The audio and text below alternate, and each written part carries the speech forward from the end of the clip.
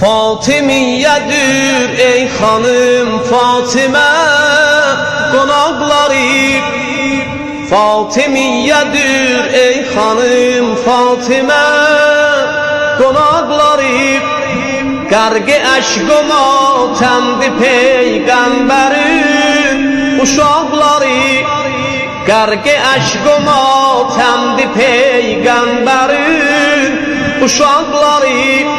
Bir tarafta Şia gargi şur o iltihab, bir tarafta azmun ceşn-i ingilab. Bir tarafta Şia gargi şur o iltihab, bir tarafta azmun ceşn-i ingilab. Hem ya Zehra tutubdi kolli